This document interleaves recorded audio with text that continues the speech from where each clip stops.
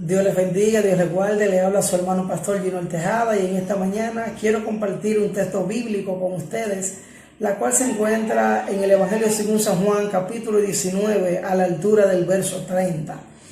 Y me gustaría leer bajo la comunión del Padre, del Hijo y del Espíritu Santo de Dios. Amén. Dice así la palabra del Señor. Cuando Jesús hubo tomado el vinagre, dijo: consumado es. Y habiendo inclinado la cabeza, entregó el Espíritu. Padre, damos gracias, Señor, por tu palabra en esta mañana. Te pedimos, Dios, que bendiga a cada persona que va a escuchar esta palabra, Dios, de una manera especial. Y me gustaría ponerle como tema el propósito de la cruz. ¿Por qué razón quiero predicar bajo este tema, el propósito de la cruz? Porque en esa cruz fue que Dios reveló el amor para con la humanidad tangiblemente, de una manera palpable. ¿Por qué razón?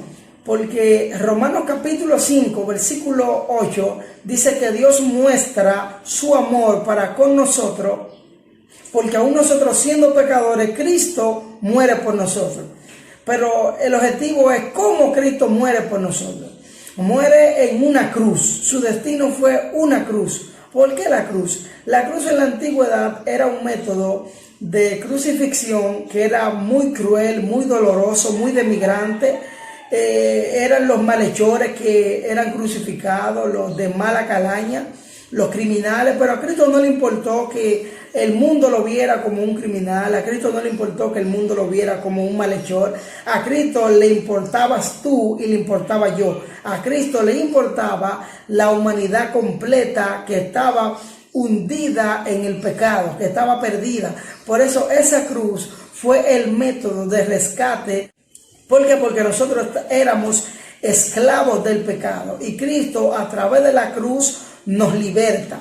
Por eso Juan 3:16 dice que de tal manera amó Dios al mundo que ha dado su único Hijo unigénito para todo aquel que en él crea no se pierda, mas tenga vida eterna. El escritor no encuentra palabras cómo revelar, cómo manifestar el amor de Dios, sino que termina diciendo de tal manera. ¿Por qué? Porque no encontró palabra, no encontró esa palabra cómo conjugarla para revelar ese amor que el Padre manifiesta a nosotros a través de aquella cruz. Por eso eruditos bíblicos dicen que al iniciar de la cruz se podía encontrar orina, se podría encontrar sudor, se podía encontrar heces. ¿Usted sabe por qué? Porque la tortura era tan fuerte en la cruz que provocaba continencia en lo que era el reo. Por eso Cristo ya en su momento épico dice: tengo sed, y le brindan una esponja mezclada con vinagre y mirra. Y dice que después que la hubo tomado, dijo: consumado es. Cuando Cristo revela la palabra consumado es, Cristo manifiesta una palabra de victoria. La palabra consumado es viene del original griego que quiere decir tetelestai. La palabra tetelestai viene de un término comercial que significaba la deuda ha sido cancelada. Cuando usted tenía una deuda y usted iba a saldar esa deuda, usted decía tetelestai. De manera que Cristo, cuando dijo tetelestai, Cristo estaba diciendo: la deuda de la humanidad completa ya yo la he pagado, ha sido saldada. Por esa palabra tetelestai, usted y yo podemos gozar del privilegio de la libertad con la muerte de Cristo. Por eso esa libertad que usted y yo gozamos proviene de aquel sacrificio que Cristo manifestó en esa cruz. Por eso Colosenses capítulo 2, verso 14, dice que Cristo anuló el acta de los decretos que no era contraria a nosotros y exhibió públicamente a los principados y a la potestad, clavándola en esa cruz. De manera nosotros éramos pecadores que estábamos destinados a la perdición. Pero Jesús, aún después de muerto, seguía emanando esa esperanza que la humanidad necesitaba. ¿Por qué razón digo esto? Porque en el capítulo 19 de Juan, verso 34, la Biblia dice que uno de los soldados romanos agarra su lanza y abre el costado de Jesús y al instante brotó agua y sangre. ¿Qué representa esto? Esto representa, el agua representa un líquido vital, ya que el ser humano no puede vivir sin el agua. Incluso científicamente está comprobado que el ser humano está compuesto más de agua que de sangre. O sea que el hombre está revelando su naturaleza.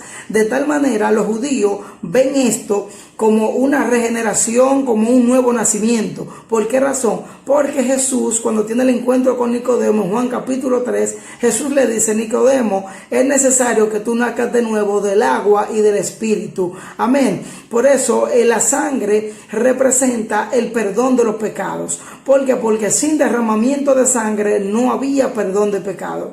De tal manera que Dios en esta manifestación está revelando a través del Hijo que un manantial de oportunidades se estaba abriendo para la humanidad, se estaba abriendo para usted, se estaba abriendo para mí. Amén. ¿Por qué? Porque el Padre no pagó como nosotros necesitábamos cobrar. ¿Por qué razón? Porque la Biblia dice en Isaías 53, verso 5, mas él herido fue por nuestras rebeliones, por tu rebelión, por mi rebelión, por la rebelión del mundo. Dice, molido por nuestros pecados, por mi pecado, por tu pecado, por los pecados del mundo entero. Amén. O sea que el castigo de nuestra paz fue sobre él, lo que nos correspondía a nosotros como pecadores, como criaturas divorciadas del Padre, lo que nos correspondía era la muerte. Por eso Romanos capítulo 6, verso 23 dice que la paga del pecado es la muerte, mas la dádiva de Dios es vida eterna en Cristo Jesús, Señor nuestro. Por eso, este propósito de la cruz llegó un momento determinado a turbar a Satanás. ¿Por qué razón? Porque en el capítulo 16, versículo 24 del Evangelio según San Mateo, la Biblia dice que Satanás se introduce en Pedro y le dice al maestro: maestro, no permita que tal cosa te acontezca. En pocas palabras le está diciendo: no permita que te lleven a la cruz. ¿Pero por qué razón? Porque Jesús dijo que él iba a padecer, tenía que morir, pero iba a resucitar el tercer día. Lo que Satanás se estaba dando cuenta, que el hombre no simplemente iba a morir, sino que iba a resucitar, y no simplemente porque lo iban a matar, porque en ningún momento lo mataron. Él entregó su vida. Juan capítulo 16, versículo 30, dice la Biblia que después que él dijo consumado es, entregó el espíritu, de tal manera que a él no lo mataron, sino que él se entregó por sí mismo, por amor a usted y por amor a mí. Por eso Juan también confirma este mismo texto bíblico, Juan capítulo 10, verso 18,